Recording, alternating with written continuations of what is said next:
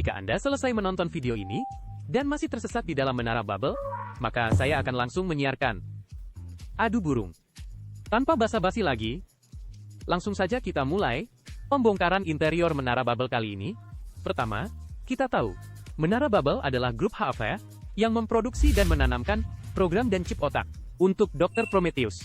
Saat mendengar chip otak, reaksi pertama Anda pasti otak kan? Nah, lihat lagi tampilan atas menara bubble ini. Benda ini mirip seperti otak terbalik kan? Ini bukan hanya kemiripan bentuk. Struktur internalnya benar-benar mereplikasi otak. Pertarungan paling intens di menara bubble, dan yang paling membuat tersesat adalah lantai 2. Dan lantai 2 ini seharusnya dibagi sesuai struktur otak. Mari kita bagi otak menjadi 2, separuh kiri dan kanan. Batang otak sebelah kiri, sesuai dengan area laut. Otak kecil adalah area interogasi. Batang otak sebelah kanan adalah area medis. Otak kecil adalah area mesin. Dan gumpalan otak yang runcing di tengah adalah inti otak, sesuai dengan ruang kontrol pusat menara bubble. Mengelilingi ruang kontrol pusat adalah koridor melingkar, seperti jaringan saraf yang menghubungkan semua area. Pas kali lantai 2 adalah 5 area ini. Dan distribusinya sangat cocok. Baik, sekarang Anda pasti punya gambaran tentang arsitektur dasarnya. Mari kita lanjutkan ke langkah berikutnya. Masalah krusial berikutnya yang perlu dipecahkan. Lantai 2 adalah area yang diblokir sinyalnya. Jadi, bagaimana kita membedakan kelima area ini? Sebenarnya sangat mudah. Lihat tanda di luar, lihat warna di dalam. Pertama mari kita lihat tanda di pintu masuk. 4 area terluar, semuanya berlapis wallpaper, termasuk area luar otak. Sebelum memasuki setiap pintu besar, lihatlah ke atas. Pertama, area batang otak kanan bawah, medis. Kedua, area batang otak kiri bawah, laut. Ketiga, area otak kecil kanan atas mesin. Keempat, area otak kecil kiri atas interogasi. Ingat, separuh kanan adalah E3, separuh kiri adalah E2. Lalu yang kedua, setiap area memiliki warna eksklusifnya. Setelah memasuki area yang sesuai, lantai dan dinding akan langsung mengidentifikasi diri. Medis sesuai dengan kesehatan, tentu saja berwarna hijau segar. Laut sesuai dengan laut, yaitu biru yang dalam. Area mesin berwarna karat, yaitu kuning. Area interogasi memiliki nuansa menekan, jadi warna merah sangat cocok. Keempat area ini, seperti pipa 2 arah, 2 pintu masuk dan keluar, saling terhubung.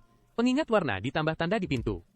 Anda tidak akan tersesat di dalam. Adapun ruang kontrol pusat, sebagai jantung menara bubble, tentu saja adalah C paling utama. Jadi ini adalah C1 yang unik. Satu-satunya di seluruh lantai 2 yang diawali dengan C, sesuai dengan inti otak. Ada 3 pintu masuk dan keluar di tengah. Masing-masing sesuai dengan 3 pintu masuk ke menara bubble. Titik penarikan tuas, catu daya lift puncak menara. Semuanya ada di ruang kontrol pusat. Kerangka besar sudah jelas. Selanjutnya, mari kita masuk ke dalam game dan membedah detail interior setiap area. Agar Anda terbiasa, saya menyiapkan peta interior menara bubble. Peta ini adalah adaptasi dari peta asli dari YouTuber Bilibili 157. Terima kasih banyak kepada kakak ini atas kontribusinya yang tanpa pamrih kepada komunitas Delta Force. Adaptasi ini juga telah disetujui olehnya. Semua penjelasan item di bagian selanjutnya juga akan menggunakan peta ini. Pertama, mari kita mulai dari sisi kiri menara. Sisi kiri menara pasti spawn berpasangan. Lihat ke depan dari titik spawn, Anda bisa melihat pintu masuk dan titik penarikan tuas di lantai 1. Jika menara bubble tidak bertenaga, dan semua kartu mati, Anda harus menarik tuas. Setelah menarik tuas, tunggu 45 detik. Kita bisa menarik tuas di lantai 1, atau menghitung mundur sebelum naik ke lantai 2. Ini bisa menghemat waktu naik. Sangat disarankan membawa kartu catu daya menara ini. Kali ini kita langsung masuk ke lantai 2 dengan kartu. Lantai 1 akan kita bahas nanti. Masuk ke lantai 2, dari lantai 2 sisi kiri menara. Anda akan tiba di persimpangan jalan di area kiri. Menghadap tangga tempat kita masuk, di depan adalah pintu tempat kita masuk. Lihat ke kanan, Anda bisa melihat B4. 2 pintu masuk dan keluar area merah. Lihat ke kiri, Anda bisa melihat B2. 2 pintu masuk dan keluar area biru laut. Anda bisa membayangkannya sebagai pipa. Masuk dari satu lubang, Anda bisa keluar dari lubang lain. Lubang lift di sebelah area laut menuju ke CEO. Normalnya, daya lift di ruang kontrol pusat harus dinyalakan, baru pintu ini akan terbuka. Lihat ke belakang kanan adalah pintu C1 ruang kontrol pusat. Jadi, tempat kita masuk di lantai 2 sisi kiri menara adalah posisi tengah di separuh kiri. Mari kita bahas area merah B4 terlebih dahulu. 2 pintu masuk dan keluar area merah bisa dilihat di koridor. Kedua pintu masuk dan keluar ini saling terhubung. Masuk dari satu sisi, keluar dari sisi lain. Mari kita masuk dan melihatnya. Anda bisa melihat lantai dan dinding di sini berwarna merah. 3 ruangan kecil di area merah, hanya satu yang bisa dimasuki. Ada juga area istirahat. Jika ada item besar di kiri atas, maka ada di ruangan kecil ini. Terus maju. Belok kiri ke depan, adalah 2 ruangan kecil lainnya. Satu adalah pintu kode, satu lagi adalah ruang kunci. Terus maju, Anda akan sampai di area istirahat. Anda bisa melihat banyak sofa dan meja. Perhatikan sofa di sini, akan muncul item triple. Keluar dari area istirahat. Anda akan sampai di pintu keluar lain di koridor. Strukturnya sangat sederhana. Ini adalah semua struktur di area interogasi. Sangat mudah. Kembali ke koridor utama. Mari kita kembali ke posisi tengah persimpangan di separuh kiri. Lihat ke kiri lagi, B2 laut. Juga 2 pintu masuk dan keluar. Satu di sini, satu lagi di bawah tangga. Mari kita masuk dari pintu masuk ini. Dinding dan lantai langsung berubah menjadi biru. Ingat, warna-warna ini, Anda bisa langsung mengetahui posisi Anda. Setelah masuk, lihat ke kiri, ada tangga kecil di bawah. Di seberang ada ruangan kecil. Lihat ke kanan, ada ruangan dengan cahaya kemerahan. Di dalamnya banyak server. Sangat mudah dikenali. Di depan ruangan server ini ada pintu lain. Anda juga bisa masuk dari sini. Ada 2 tangga lagi yang bisa langsung naik ke lantai 2 area laut. Kita belum naik. Di depan ada satu pintu yang belum dimasuki, yaitu ruang kontrol pusat area laut. Ini bisa dibilang sebagai area inti dari area laut. Kita belum masuk. Mari kita selesaikan area luarnya terlebih dahulu. Mari kita turun tangga kecil ke ruangan kecil di seberang. Anda bisa melihat ruangan kecil ini. Di dalamnya ada server dan sejenisnya.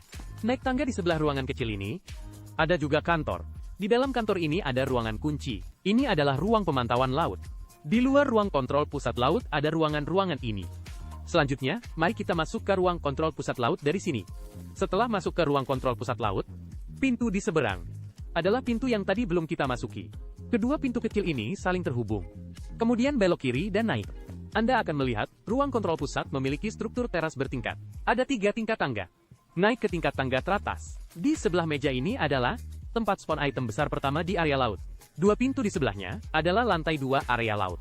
Keluar dari sisi kiri di sini adalah lantai 2 ruang mesin. Keluar dari sisi kanan di sini ada gym. Perhatikan baik-baik gym ini. Di sini tidak hanya muncul item triple, tetapi juga item bahan bakar besar, seperti baterai kendaraan lapis baja. Maju dari gym. Anda akan sampai di persimpangan 3 arah. Lihat ke kanan, ada zipline. Lihat ke kiri, ada pintu. Ruangan kecil di depan pintu ini adalah tempat spawn item besar kedua di area laut. Kemudian jalan lurus ke zipline di balkon. Zipline ini bisa langsung menuju ke area medis di separuh kanan seberang. Mari kita turun tangga di sebelahnya. Tepat di seberang setelah turun tangga ada pintu besar. Ini adalah pintu keluar lain dari area laut. Keluar dari sana, Anda akan kembali ke koridor pusat. Ini adalah gambaran lengkap dari separuh kiri. Sekarang mari kita pindah ke titik spawn sisi kanan menara. Sisi kanan menara juga pasti spawn berpasangan. Strukturnya mirip dengan sisi kiri menara. Lantai 1 juga adalah lobby. Akan kita bahas nanti. Langsung saja naik ke lantai 2 dengan kartu. Setelah masuk ke lantai 2, naik tangga ke depan. Akan membawa Anda ke persimpangan koridor di separuh kanan. Menghadap tangga tempat kita masuk, ke kanan adalah B1 medis hijau. Kedua pintu bisa dilihat di sini. Di sebelahnya ada lubang lift untuk naik ke puncak menara. Lihat ke kiri, Anda bisa melihat pintu pertama B3 mesin kuning. Pintu kedua area mesin. Harus berjalan sedikit lebih jauh untuk melihatnya. Di atas tangga ini, ada C1 di belakang kiri, yaitu posisi ruang kontrol pusat di separuh kanan. Jadi tempat kita masuk di lantai 2 sisi kanan menara, adalah posisi tengah di separuh kanan. Mari kita bahas, area mesin B3, berwarna karat kuning, terlebih dahulu. Setelah masuk, lantai dan dinding akan berubah menjadi kuning. Area mesin sangat sederhana. Struktur teras bertingkat, tapi hanya 2 tingkat. Ada B mesin yang mencolok di bawah. Mudah dikenali sekilas. Di belakang B mesin ini, adalah tempat spawn item besar di kanan atas. Naik tangga. Di sebelah kiri di atas adalah pintu keluar. Area mesin sangat sederhana. Keluar akan membawa Anda ke pintu di atas tangga tadi. Kita kembali ke koridor utama. Kemudian kita kembali lagi, ke posisi tengah persimpangan di separuh kanan. Lihat ke kanan. B, 1 area medis. Juga 2 pintu masuk dan keluar. Yang pertama di sebelah tangga. Yang lainnya di bawah tangga ini. Mari kita masuk dari sini terlebih dahulu. Setelah masuk, lantai dan dinding akan berubah menjadi hijau. Area medis juga memiliki struktur 2 tingkat. Naik tangga ke depan,